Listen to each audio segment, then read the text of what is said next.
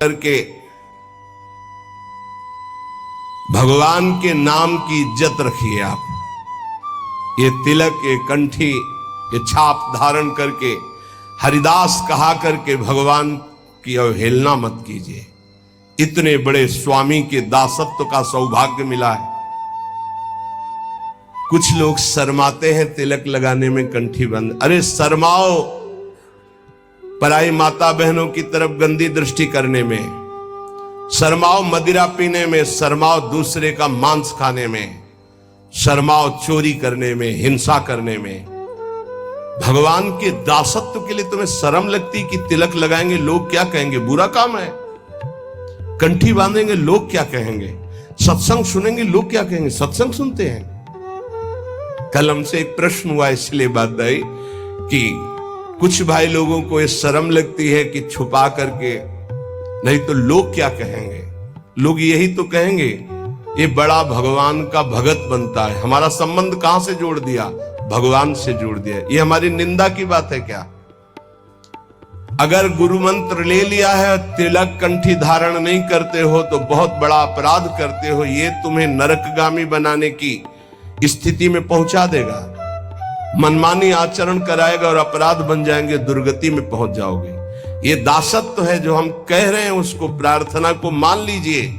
ये साधारण नहीं कंठी तिलक, केवल कंठी तिलक धारण किए हो और जितनी आज्ञा है उतने माला कर रहे हो और चलते फिरते राधा राधा, तो जीवन में वो स्थिति आ जाएगी तुम्हारी, देखना, जिसमें आनंद ही आनंद होता है, चाहे जैसी परिस्थिति हो, हर परिस्थिति में आनंद। अरे कोई हमारे प्राण लेने की धमकी दे दे कि अगर कल से तिलक लगाओगे तो चौड़ी छाती करके 12 तिलक लगा के घूमना चाहिए, मार। देखते हैं तू जगत का विधाता है या विधान किसी और का है। अगर मरना है तो तू मारे या ना मारे, मरना ही है उसी क्षण। और अगर नहीं मरना है तो काल भी नहीं मार सकता। समुझ जे आए शरण ते डरत ना काल डर। किसी के मजाक करने पर, विनोद करने पर तुम कंठी तिलक और माला छोड़ दो, लोग क्या कहेंगे। धिक्कार है तुम्हारी बुद्धि को जो भजन की तरफ चलने के लिए लज्जा करती है और पाप की तरफ चलने के लिए छाती चौड़ी कर देते हैं। पाप की तरफ लज्जा नहीं आएगी। अरे चौड़ी छाती करो भगवान के दासत्व के लिए। कैसे तुम हो? अकबर आगरे में आया करता था तो देखा जिधर दृष्टि डाले सब तिलक छापधारी राजा लोग बैठे। वो बादशाह था, दिल्ली में प्रधान पद पर बैठा हुआ। उस समय ऐसा था, छोटे छोटे राजा होते थे और उन सब का बादशाह स्वामी होता था, जैसे हर प्रदेश के मुख्यमंत्री और फिर राष्ट्रपति। तो देखा सब राजा तिलक लगे।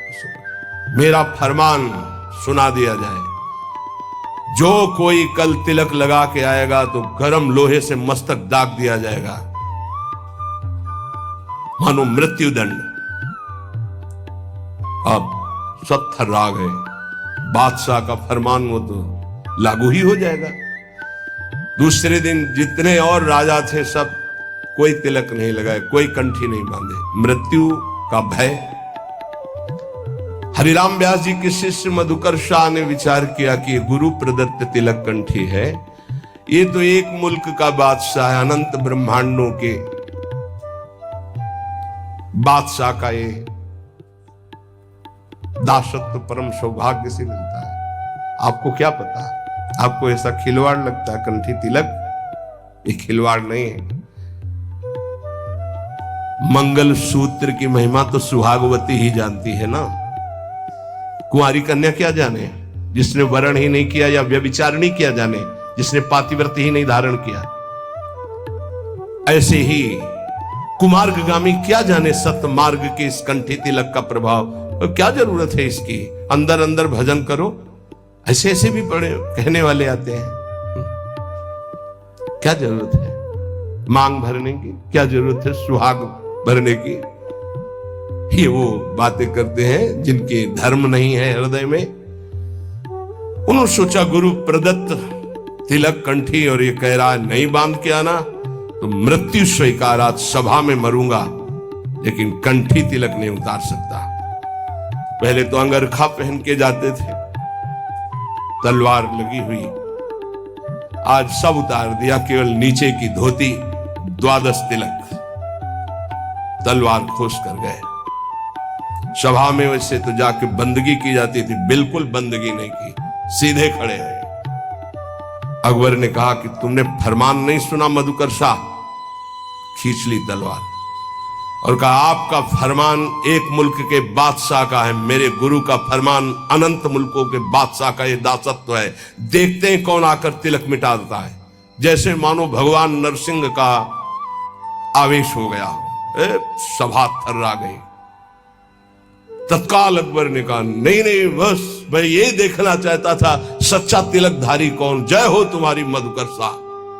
तत्काल बदल गया, जिस समय भगवद आवेश में उनका देखते हैं कौन। उन्होंने कहा कि आदेश करो। मधुकर शाह ने कहा आदेश नहीं, प्रार्थना निवेदन है, हमारे ब्रजमंडल में कभी भी कोई शिकार न खेले और इस ब्रजमंडल के अंतर्गत किसी के ऊपर कंठी तिलक पर कोई भी आपका फरमान न जारी हो।